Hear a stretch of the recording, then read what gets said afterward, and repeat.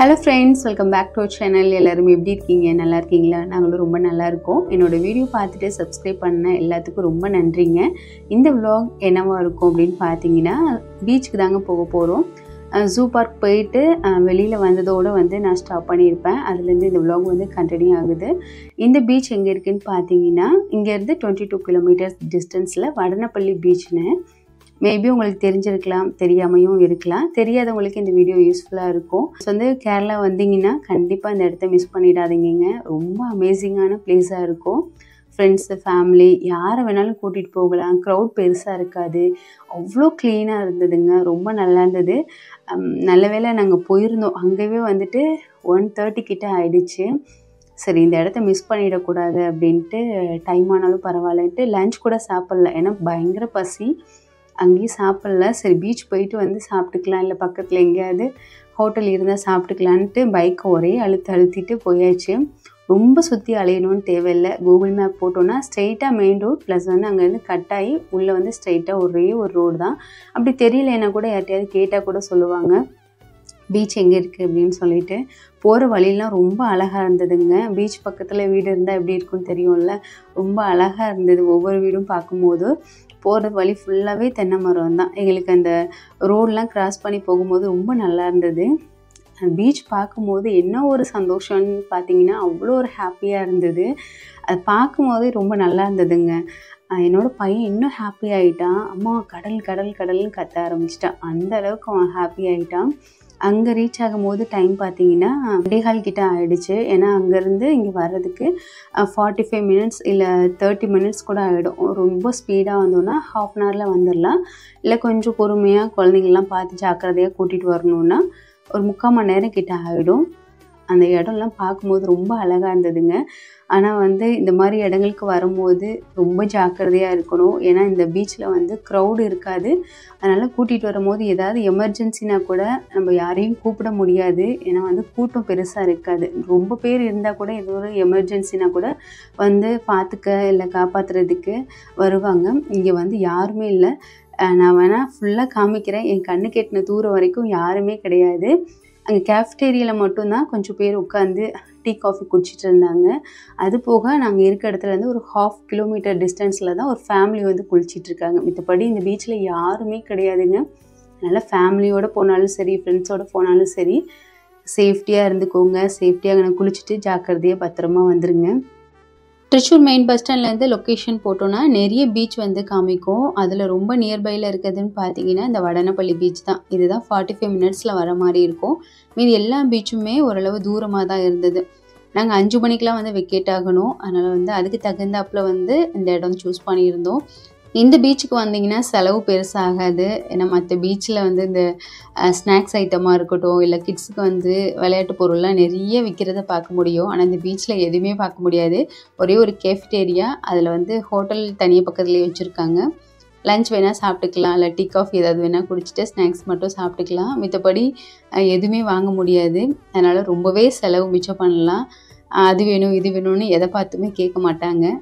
நல்லா விளையாடுவாங்க. விளையாண்டுட்டு ஏதாவது சாப்பிட்டுட்டு அப்படியே போயிடலாம். இதுவே லஞ்ச்லாம் எடுத்துகிட்டு போயிட்டோன்னா இன்னும் பிரச்சனை இல்லாமல் இருக்கும். அப்படியே அந்த கரை ஓரத்துலேயே ஃபேமிலியோடு உட்காந்து சாப்பிட்டுட்டு வர்றது இன்னும் ஹாப்பியாக இருக்கும்.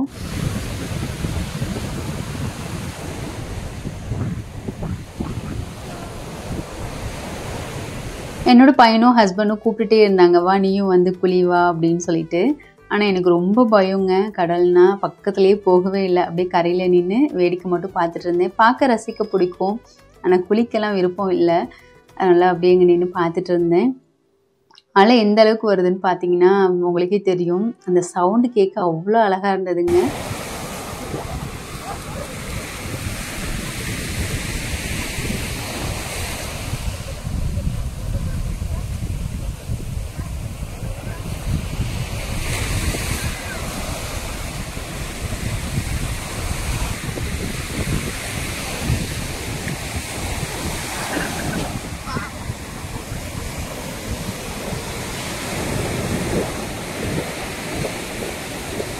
இருந்து கொஞ்சம் கொஞ்சமா நடந்து ஒரு ஃபேமிலி குளிச்சிட்டு இருக்காங்கன்னு சொன்னல, அங்க வரைக்கும் வந்தாச்சு. அவங்கலாம் உள்ள போய் குளிக்கிறத பார்த்துட்டு இவனுக்கு ஒரே ஆசை உள்ள போய் குளிக்கணும்னு அவங்க அப்பா ஒரு வழி ஆக்கிட்டான்.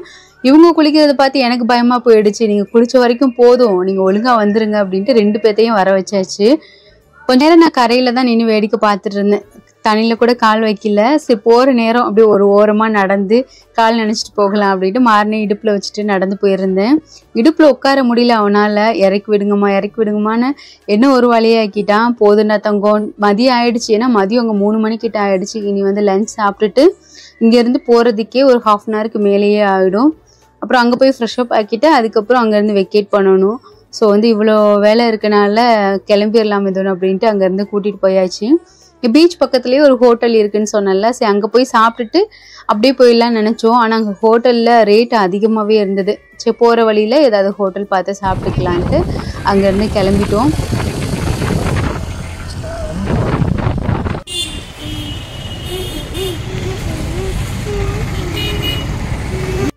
போகும்போது ரொம்ப நேரம் ஆன மாதிரி இருந்தது, வரும்போது சீக்கிரமே வந்துட்டோம். போகிற வழியில் ஃபுல்லாக பார்த்துட்டே இருந்தோம். ஹோட்டலில் போய் சாப்பிட்றதோட அந்த ரோட் சைடில் வந்து சாப்பாடெல்லாம் இருக்குல்ல, சரி அந்த மாதிரி ஏதாவது இருக்குமா சாப்பிட்டு பார்க்கலாம் அப்படின்ட்டு பார்த்துட்டே இருந்தேன்.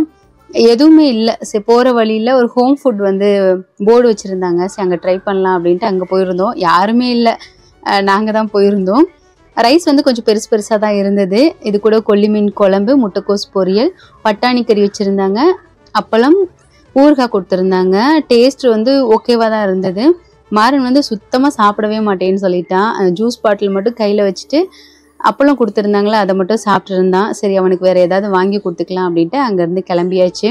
காலையிலையும் ஒழுங்காக சரியாக சாப்பிடல, அதனால் வந்து நல்லா திருப்தியாக சாப்பிட்டாச்சு. அன்லிமிட்டட் சாப்பாடு தான், எவ்வளோ வேணாலும் வாங்கிக்கலாம், பொரியல் வேணாலும் எக்ஸ்ட்ரா வாங்கிக்கலாம். ஒரு ஆளுக்கு வந்து 60 ரூபா ஆச்சு. ஒர்த்து தான், நல்லா தான் இருந்தது. அப்புறம் அங்கேருந்து கிளம்பி ஹோட்டலுக்கு வர்றதுக்கு 4:30 கிட்ட ஆயிடுச்சு. 5 மணிக்கு ரூம் செக் அவுட் பண்ணலான்னு பிளான் பண்ணியிருந்தோம். ஆனால் அங்கே வந்ததே 4:30 கிட்ட ஆனனால 5:30க்கு செக் அவுட் பண்ணிக்கலாம். ஏன்னா ஃபுல்லாக வந்து மண், ஃப்ரெஷ்அப் ஆகாமல் எங்கேயுமே போக முடியல. அந்தளவுக்கு வந்து ஃபுல்லாக ஈரம் மண் இதெல்லாம் இருந்தனால இங்கேருந்து ட்ராவல் பண்ணி போகிறதுக்கு ரொம்ப டயர்டாகிடும். ஸோ வந்து ஃப்ரெஷ்அப் ஆக்கிட்டு கொஞ்சம் ரெஸ்ட் எடுத்துகிட்டு போகலாம் அப்படின்ட்டு ரூமுக்கு வந்தாச்சு. மார்னிங் ரூம் விட்டு கிளம்பும் போதே ஓரளவு நீட் பண்ணி தான் வச்சுட்டு போயிருந்தேன். எது எடுத்து வைக்கணுமோ எல்லாம் பேக் பண்ணி எடுத்து வச்சுருந்தேன். அதனால் வந்து எனக்கு வேலை இல்லை, வந்து குளிச்சுட்டு கிளம்புறதுக்கு மட்டும் கரெக்டாக இருந்தது. ரூம்குள்ளே வரும்போது மழை இல்லாத மாதிரி இருந்தது. வெளியில் போனால் நல்ல மழை. நாங்கள் ஒரு பிளான் வச்சுருந்தோம், 5:30க்கு கிளம்பணுன்னா எப்படி இருந்தாலும் ஒரு 10 மணிக்குள்ளெல்லாம் அங்கே கோயம்புத்தூர் போயிடணும். ஏன்னா நெக்ஸ்ட் டே வந்து ஹஸ்பண்டுக்கு டியூட்டி. ஸோ வந்து சீக்கிரம் போயாகணும். ரொம்ப டைம் ஆயிடுச்சுன்னா காலைல கிளம்புறதுக்கு அவங்களுக்கு கஷ்டமாக இருக்கும் அப்படின்ட்டு. ஆனால் நாங்கள் நினச்சது ஒன்று, அது நடந்தது ஒன்று. நல்ல மழைங்க, நகரவே முடியல அந்தளவுக்கு மழை. பக்கத்துலேயே ஒரு டீ ஷாப் இருந்தது. டீ குடிக்கிறியான்னு கேட்டாங்களா, சரி நல்ல மழை வேற பெய்யுது, சரி டீ குடிச்சிட்டே போகலாம் அப்படின்ட்டு 3 பேர்த்துக்கும் ஒரு டீ வாங்கிட்டு பழம்பொரி வாங்கியிருந்தோம். இது எனக்கு பிடிக்கவே பிடிக்காது. சரி வேறு வழி இல்லாமல் வாங்கியிருந்தோம், மார்னுக்கு கொடுக்கலாம் அப்படின்ட்டு. அவன் சுத்தமாக சாப்பிடவே மாட்டேன்னு சொல்லிட்டான். அதுவுமே ரொம்ப ஆறி போய் கிடந்தது. ஹஸ்பண்ட் தான் எல்லாத்தையும் சாப்பிட்ருந்தாங்க. டேஸ்ட் பண்ணுறதுக்கு கொஞ்சமாக சாப்பிட்டேன். நல்ல ஆயில் வேறு, அந்த பிளேட் பார்த்தாவே தெரியும் எந்த அளவுக்கு ஆயில் இருக்குது அப்படின்ட்டு. ஆயில் அதிகமாக எடுத்துகிட்டு எனக்கு ஹெட்டேக் வந்துடும். ஸோ ட்ராவல் வேறு பண்ணணும், அது தேவையே இல்லை அப்படின்ட்டு ஹஸ்பண்ட் தான் சாப்பிட்ருந்தாங்க. ஹோட்டலுக்கு அப்படியே ஆப்போசிட்டில் பெட்ரோல் பங்க் இருந்தது. ஃபியூயல் வந்து ஃபில் பண்ணிவிட்டு கிளம்பியாச்சு. இந்த ஹோட்டலில் தான் நாங்கள் ஸ்டே பண்ணியிருந்தோம். இதுக்கு லெஃப்ட் சைடில் பார்த்தீங்கன்னா திருச்சூர் மெயின் பஸ் ஸ்டாண்டு. இங்கேருந்து கிளம்பியாச்சு. போகும்போது தூரலுமாக தான் இருந்தது. சரி ஓரளவு போயிடலாம் அப்படின்னு நினச்சி தான் போயிருந்தோம். அப்புறம் போகிற வழியிலே மார்னிங் வந்து ஹெல்மெட் வாங்கியிருந்தோம். பாலக்காடு வர்றதுக்கே 9:30 கிட்ட ஆகிடுச்சு. சரி ஓரமாக ஒதுங்கலாம் அப்படின்னா ஒதுங்கியிருந்தோம். சரி வேஸ்ட்டாக நிற்க வேணாம், எதாவது சாப்பிட்டுக்கலாம் அப்படின்ட்டு பாலக்காட்லேயே ஒரு ஹோட்டலில் வந்து ஃப்ரைட் ரைஸு, பரோட்டா இதெல்லாம் வாங்கியிருந்தோம். டேஸ்ட் ரொம்பவே நல்லா இருந்ததுங்க. ரேட் தான் கொஞ்சம் அதிகமாக இருந்தது, இருந்தாலும் பரவாயில்ல, நல்லா இருந்தது. டேஸ்ட் ஓகேவாக இருந்தது. சாப்பிட்டுட்டு அங்கேருந்து கிளம்பியிருந்தோம். சரி மழை நிற்கிற மாதிரி இருக்கே, கிளம்பலாம் அப்படின்ட்டு கிளம்பியிருந்தோம். திருப்படி நல்லா மழை பிடிச்சிருச்சுங்க. கிட்டத்தட்ட 1 மணி நேரத்துக்கு அந்த ஜூஸ் கடையெல்லாம் போட்டிருப்பாங்களே ரோட்டு ஓரத்தில் ஓலை குடிசையில், அதுலேயே 1 மணி நேரம் கிட்ட நின்றுருக்கோம். அப்படி நின்று தான் வந்திருந்தோம். ஏன்னா அந்த மழையில் ஹஸ்பண்டாலையும் ட்ரைவ் பண்ண முடியல.